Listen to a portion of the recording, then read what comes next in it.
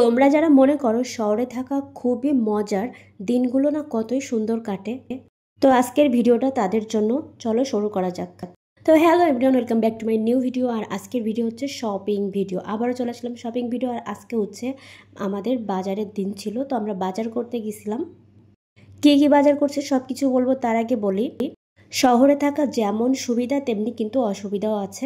গ্রামে থাকলে অনেক সময় 3-4 দিন বাজার না করলেও এমনিতেই চলে যায়, কিন্তু শহরে একদিন বাজার না করলেও খাওয়ার কিছুই থাকে না। আগে আমরা সপ্তাহে 2 থেকে 3 বার বাজার করতে হতো, কারণ হচ্ছে আমাদের ফ্রিজ তখন ছিল না। তখন হচ্ছে মাছ টাছ কিনলে 2-3 দিনের বেশি আর রাখা যেত না, কারণ আমার হাজব্যান্ড বেশি মাছ খায় না। তো তারপর যখন আমরা ফ্রিজ কিনলাম, তো আমরা 1 সপ্তাহ বাজার করার স্টার্ট করলাম। তো আজকে বাজার করছি অনেক কিছু। সেখানে শাকসবজির পরিমাণ বেশি ছিল হচ্ছে লাল শাক, ছিল হচ্ছে ঘ্যাটকোল খুবই ফেভারিট। তারপরে ছিল হচ্ছে কুমড়া, ছিল হচ্ছে বেগুন, আজকে একটু শাকসবজি টাইপের বেশি ছিল। তো তারপর আমরা বেশি পরিমাণে আলু কিনে রাখছি, কারণ আলু খেতে আমি খুব পছন্দ করি। তো অনেক সময় আমাদের আলুটাই বেশি লাগে, তো আলু কিনে রাখছি। আলু কিনছিলাম আমরা 7 কেজি। তো তারপর এখানে রয়েছে হচ্ছে মুড়ি আছে, ভাজা আছে, এগুলো আমাদের মাঝে মধ্যে লাগে। তো তারপর মোস্ট ইম্পর্টেন্ট হচ্ছে লিচু, কারণ এখন লিচুর সিজন শুরু হয়েছে, আর যেখানেই যাচ্ছি শুধু লিচু আর লিচু। তো আমরা আগে লিচুটা কিনে নিয়েছি, কারণ লিচু খেতে আমি খুব পছন্দ করি।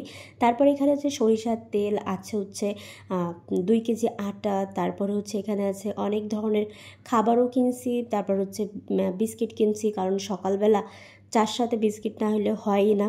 তারপর এখানে বিভিন্ন ধরনের জিনিস কিনছি, টুকিটাকি বাসার যা যা লাগে সব কিছুই, টুকিটাকি যা যা লাগে 1 সপ্তাহের জন্য আমরা সব কিছু কেনাকাটা করছি।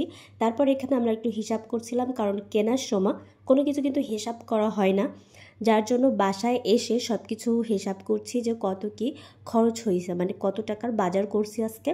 তো সব কিছু হিসাব করছি, হিসাব করে এখন আমি এগুলোকে আবার ফ্রিজে সাজায় রাখবো, আর সবগুলোকে এখন আবার গোছাতে হবে।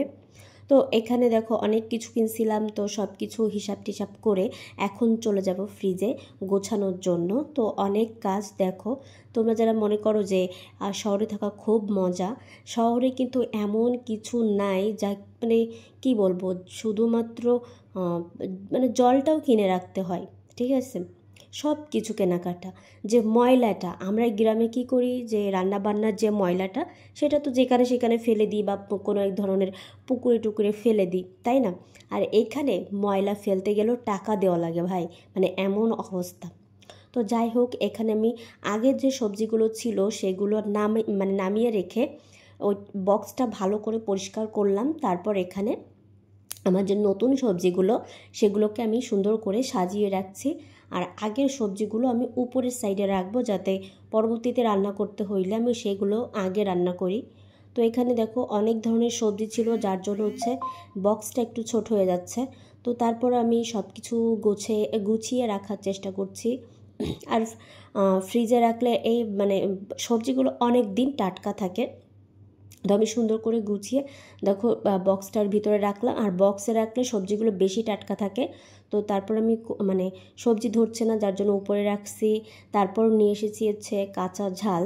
তো আমি ফার্স্টে লিচুটাও ফ্রিজে রাখতে চাচ্ছিলাম, তো লিচুটা না রাখলেও চলবে। তো যাই হোক, তারপর আগের ঝাল ছিল দেখো, সেগুলো হচ্ছে আর কি ছিল না। তো এই জন্য আমি এই ঝালগুলোর যে ডান্টিটা সেটা ফেলিনি, যাতে আমি আগের ঝালগুলো চিনতে পারি।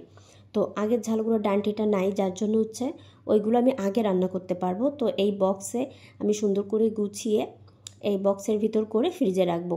বক্সের ভিতর ঝাল ফ্রিজে রাখলে একদমই টাটকা থাকে, যে কোনো জিনিস এরকম বক্সে রাখলে একদম টাটকা থাকে। তারপর মুরগি নিয়ে এসেছিলাম, সেটাও রাখলাম। তো এই ছিল আমার টুকিটাকি বাজার। Tata, bye bye.